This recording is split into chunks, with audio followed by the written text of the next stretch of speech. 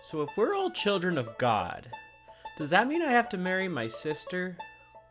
I've been waiting for weeks to say that joke. Yes, it is No, who are you kidding? No, it's Discount Chocolates Day Eve. That means it's time for my yearly tradition of making a cooking video for some reason. Even though I guess I've only done that once before, so maybe this is just a thing I'm doing for now.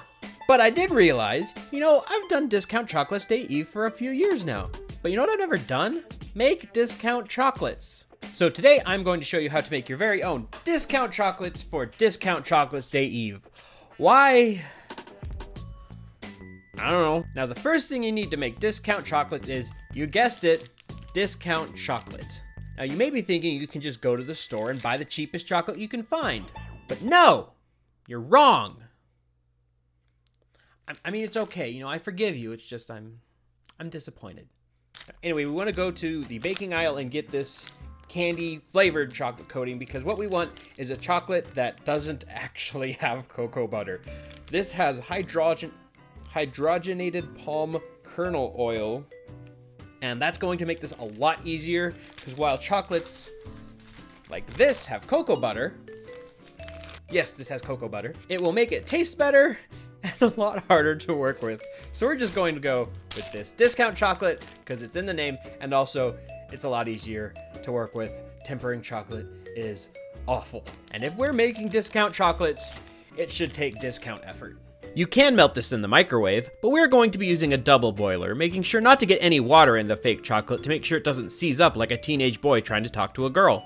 Once all of it is melted, we'll take a food brush and coat the inside of the chocolate molds, making sure not to miss any sides. After that's done, we'll put the molds to the side so they can cool.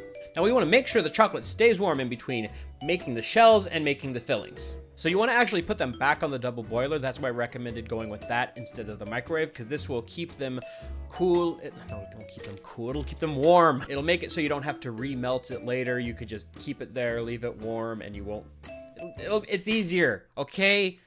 Gosh, why do you gotta make things so difficult? Of course, the other option to keep things warm is, if you're like me, just take your mixtape, wrap it up in here and put it in a plastic bag.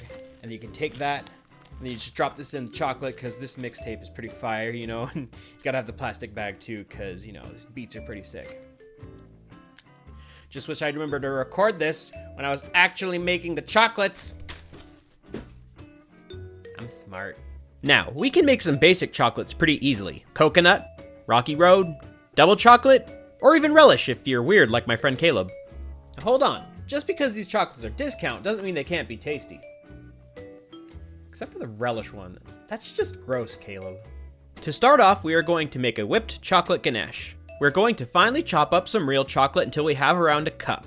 I'm not sure fake chocolate will work for this, so just use real stuff. Fun fact, ganache is Italian for jaw. What does that have to do with chocolate?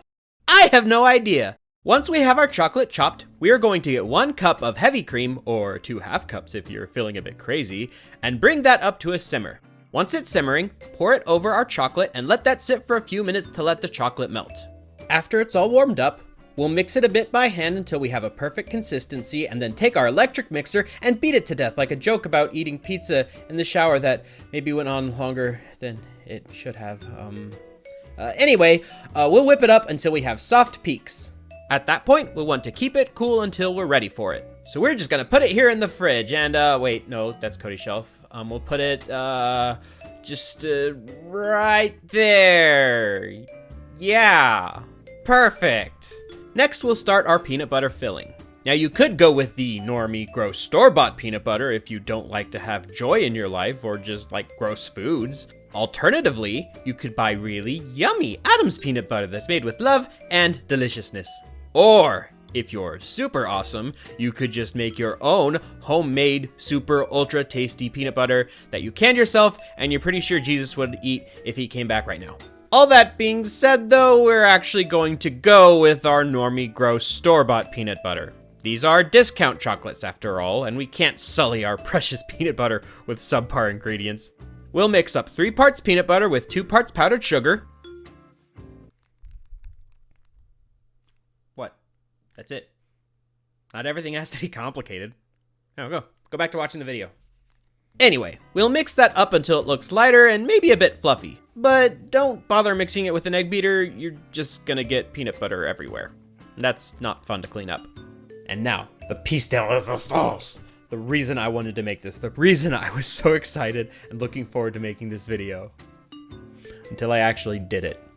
The plan here was to make a blueberry sauce that we could put in the chocolate and it would be super tasty because it's the, yummy blueberries and it's the chocolate and it would be awesome. And let's just say it didn't go that way. I'm still gonna show how to make this because this is still a good sauce, but there's discount chocolates and then there's, well, you'll see. We'll get our saucepan and put in 2 cups of frozen blueberries, half a cup of water, half a cup of sugar, and 2 tablespoons of lemon juice. As we get that to a low boil, we are going to take 2 tablespoons of cornstarch and 2 tablespoons of water and make some oobleck. I have a joke about this stuff, but I won't say it because it's kind of corny. We're going to switch to a smaller pan due to lack of foresight, but we want to keep stirring our blueberry mixture as it's heating up. Once it just starts to boil, we'll slowly mix in our cornstarch mix, doing our best not to crush any blueberries in excitement. We'll keep on mixing until this stuff is just as thick as anyone who doesn't think that this sounds delicious. Seriously, this stuff is amazing. I don't even care that it didn't work very well. This stuff is no joke, and that's definitely why I didn't write anything for this section, and not just because I couldn't think of anything funny. Yeah, anyway. Now that we're done with all the fillings, we'll go ahead and put the rest of them in. But hold on, we're going to be going over some extra discount options in case you really can't be asked to put in the effort. You lazy bum. We'll start with our blueberry sauce. Now you might think instead of making this blueberry sauce, you could just buy some in a can from the store. But the way I see it, if you're going to be lazy, go all out. Buy some dried blueberries and just drop 1 or 2 in. If you're worried this won't be as delicious as the blueberry sauce, you're not wrong. But I wouldn't worry about it if I were you. If you don't want to take the time to make it yourself, I would say you won't be able to tell the difference because you clearly have no taste. Next, we'll add our ganache. While this chocolate ganache is easy to make, if you're really lazy and can't be bothered to tie your shoes, there's another way to do it. At least, I thought there was. You can buy this canned frosting at the store, but I seem to have gotten a defective can. So instead, I'm just going to put in some unwhipped ganache that I had set aside earlier, but you could probably also just use normal frosting. Finally, we'll add our fluffy peanut butter mix and, why not? Just some normal peanut butter since we have an extra spot open anyway. To finish these off, we'll just add some more discount chocolate on top of it and let them harden. Once it's done, we'll just... Sorry, Caleb, I'm just gonna have to get rid of your chocolate. Maybe next time. Anyway, we'll pop these out, and now we see why the blueberry didn't really work. I'm not sure why, but these just fall apart in the molds, but the rest of them are done. Now, you can eat these or give them to your discount crush, a discount mom, or even a discount slipper. I'm just kidding, Slippy's the best. But if you really want to go discount, as in no one will want to eat it, then may I present to you the chocolate poo.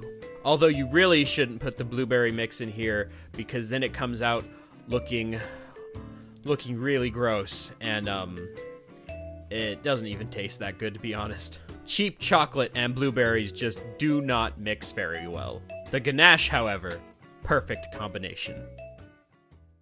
And there you have it, discount chocolates for your Discount Chocolates Day Eve. Now you might be wondering, if we're making our discount chocolates, why is it Discount Chocolates Day Eve now? And, bye.